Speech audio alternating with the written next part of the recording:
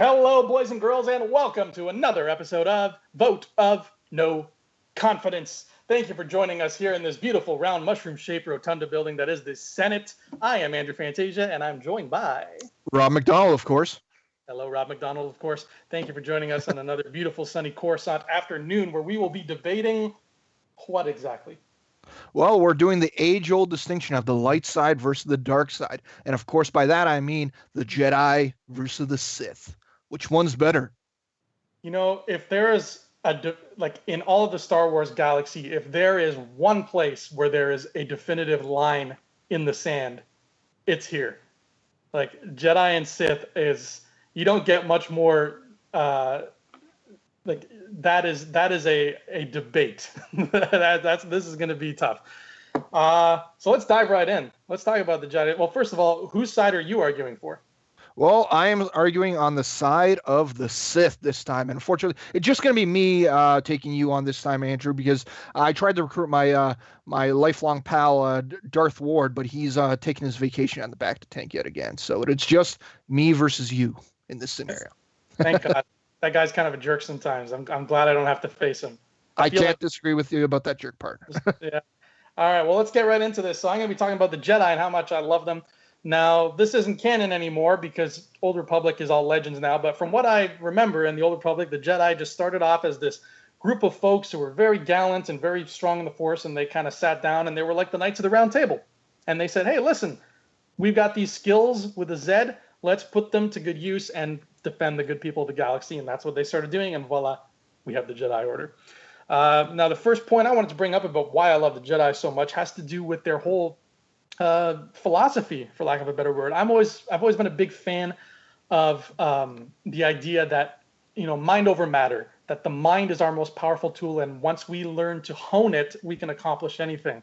And I started looking at other things that I'm a huge fan of myself. And I was like, okay, Green Lantern, Avatar: The Last Airbender, Teenage Mutant Ninja Turtles. What do they all have in common? They're all about using your mind, using your own willpower to strengthen yourself from within and thus better yourself as a person. And I was like, that is so indicative of what the Jedi are all about. I mean, the Jedi meditate, the Jedi, there's a lot of self-reflection going on there. And when you watch anything with the Jedi, especially like something like Rebels, where you have like a long time that you spend with these Jedi characters and you see the way that they just the introspection, the way that they're constantly developing their mind as their most powerful tool. And it's not about aggression with them. It's not about who's going to be the strongest, who's going to take me down in an arm wrestle. No, it's about the sheer force of willpower and the sheer force of being in touch with your surroundings. And what better example than what we had on Rebels when we saw the final confrontation between Obi-Wan Kenobi and Darth Maul. I'm not going to spoil it just in case people haven't watched it yet. There might be some people out there, but if you've seen the scene, you know what I'm talking about. Obi-Wan has the advantage because of his Jedi training, and Darth Maul has the disadvantage because of the Sith training. Oh, see, that's a funny thing to bring up, and I think like altogether when you just think about Star Wars and the Sith, and most specifically, just the dark side altogether, we all got pretty much introduced to the Sith in the same wonderful way. In A New Hope, where Darth Vader just comes out of that corridor after a whole bunch of these rebels have been just stricken down, and you get him just in that moment where he's just picking up that guy above his head, choking him out like in that classic fashion. So number one thing that I have to bring out is just, if we're talking about the Sith, they're just a whole lot more cool visually than the Jedi are. You get like, you even brought up Darth Maul and Obi-Wan Kenobi. Sure, yeah, Obi-Wan won that fight rather easily. Spoiler alert. But Darth Maul, look how cool he looks. He got the horns. Like, he looks like a bat out of hell, like just straight out of there, right? He might have just stepped right out of hell and joined the Sith, the side of the Sith, became Darth Sidious's apprentice. Vader, he looks amazing, looks cool, sleek black, just such a cool visual. Dooku maybe not so much, but regardless of the fact, there's just so much cool like visually about those characters. Firstly, like you get all those characters. They're the cool ones. They're the ones that are just like, hey, the really cool costumes are the ones that when they dress up as Darth Maul, Darth Vader, or whatnot, right? Visually in terms of the Jedi, it's really just a brown cloak, and that's about it for the most part. Like so, just to start off this battle, visually, the Sith are so much more appealing to the eye than the Jedi are. Hey, you want to talk about cool visuals? I got 2 words for you: Kit Fisto. That's true, but well, I guess it fits in with both Maul. Both those are just their race. Yeah. Kit Fisto is pretty cool. I will give you that. Green dreadlocks, FTW. Here's something to chew on. Mace Windu makes it very clear in episode 2. He tells Padme, he tells Palpatine. I think somebody says something. I can't remember who said it to, but I'm pretty sure it was Mace Windu. And he says about the Jedi, we're keepers of the peace, not soldiers. And that is true. The Jedi were never, at no point, as far as we know in canon, has the Jedi Order ever sat down and looked at themselves as a militant organization. They are monastic. They're practically a religion. So I believe Mace Windu, they are keepers of the peace. They're not soldiers. So if they're not soldiers, why then do the clone troopers, bred for military purpose specifically from the greatest bounty hunter of the galaxy, why do the clone troopers immediately respect and follow the Jedi? Obviously, they're ordered to follow the Jedi, but when you watch Clone Wars, they make it very clear that the clones are not automatons. The clones have free will. The clones like certain people and they dislike certain people. There have been cases where there have been Jedi who were assholes, and the clones looked at these Jedi and they're like, hey, this guy's an asshole. I don't want to follow him into battle. But for the most part, the clones accept the Jedi as their leaders, and they feel proud to serve under them. They are like, I will follow this Jedi to the ends of the earth. Those Jedi are not soldiers, but these soldiers regard them as the military authority, as the people who are going to lead them both physically and spiritually to victory in the Clone Wars. And I think it's so indicative of just how great the Jedi's, how the Jedi's religion makes them such great leaders. Because you have these men who are bred for combat. I mean, no clone is going to be force sensitive. That's just the way it works. They're meat and potatoes kind of guys. They're grunts. They're solely tech based and military based. They're not going to touch mysticism with a 10-foot pole. But when you look at somebody like that, you would think putting them in front of a Jedi, they're going to look at that Jedi and say, wow, this guy's crazy. He's talking about clouds and visions and shit. I just want to go shoot something because that's what I'm bred to do. But no, these clones looked at these Jedi, listened to what they had to say, and they were like, you know what? I'm following them into battle. Not because they're chopping up 90 droids with their lightsaber, but because the tactics they're employing, both the military tactics and their philosophy of how we should be as soldiers, is what's winning us this war. And I think that any lesser group leading the charge would have led the clones to their demise. And the clones know this because they're not stupid. So it says something so powerful about the Jedi, who are, again, keepers of the peace, not soldiers. But the soldiers who have their boots on the ground, they're like, these are the people we're following into combat. These are the ones we'll go to the end of the galaxy with them because they know what they're talking about. It's really funny because I'm kind of glad that you brought up this type of point, because this is kind of a point that I always had kind of interesting about the Jedi, was that, they are these keepers of the peace, and, they're all about, just keep bringing order and like peace to everyone around. Yet somehow these Jedis are like completely like in tune in terms of battle tactics and everything like that. It's almost like a monk that like doesn't care about doing any harm to anything, but like reads the art of war and like studies the art of war just for like the case. And it seems like with the Jedi, it's like they have so many episodes in like the Clone Wars where they just have these perfect tactics. Like Yoda, this person that's, more or less like the big conduit for the Jedi, like, speaking for the Jedi in a lot of ways. He's ready, like in a battle. He's like, okay, you're gonna go over there, you're gonna go over there. Like even in the Attack of the Clones, when they first come down, they're just like, you guys go that way, you guys go this way. It's like he knows exactly what he's doing. So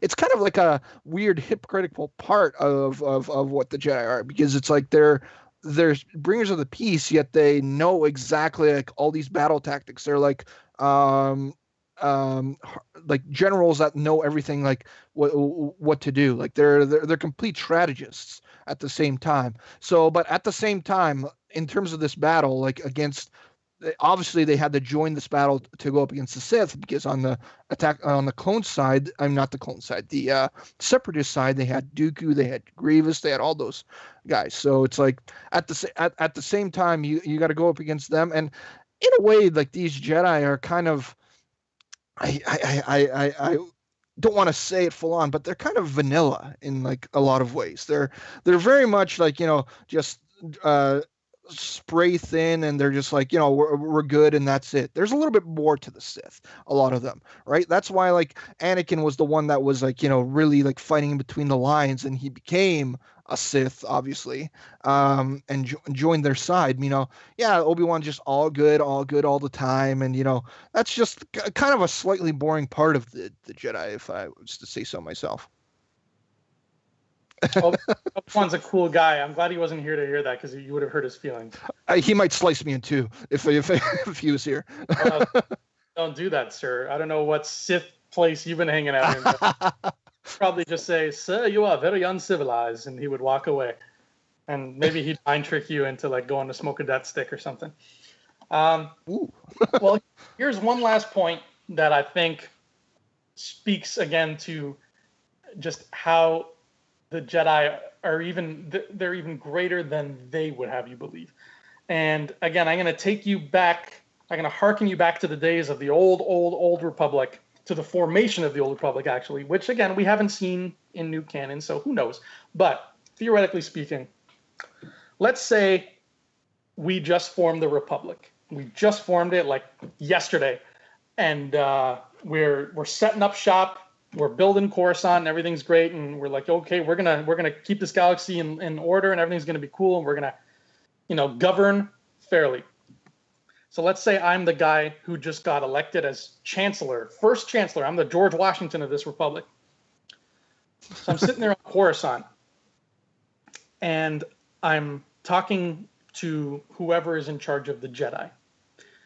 Now, the Jedi are more or less monks. They're these spiritual dudes in robes that keep to themselves. They do good, but they just hang out. They do their own thing. They have their temple. They're like priests. You're not gonna go walk out on the street and see like a bunch of Jedi like, woo, I'm so freaking wasted. Like that doesn't happen. The Jedi, they just do their own thing.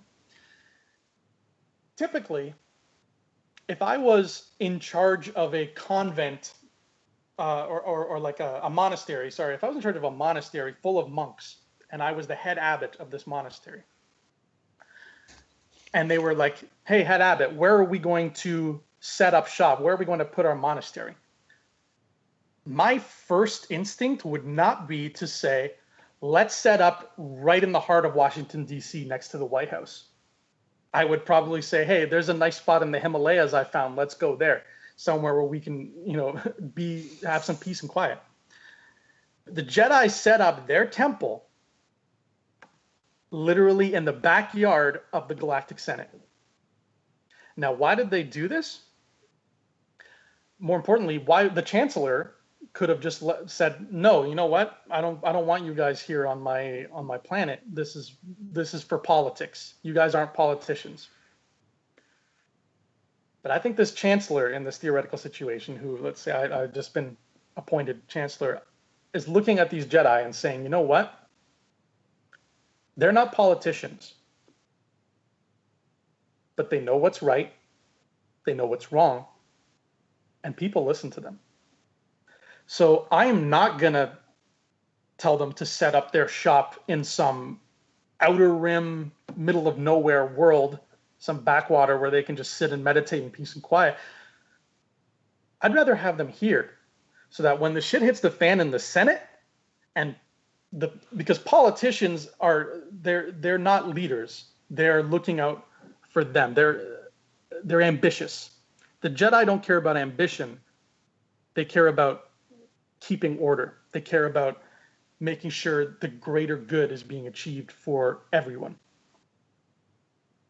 So I'm this hypothetical chancellor. I'm going to be like, you know what, Jedi? Why don't you stick around?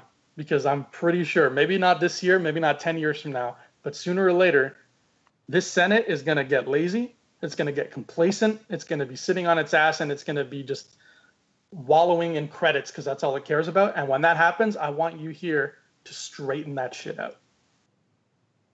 Why else are they on Coruscant?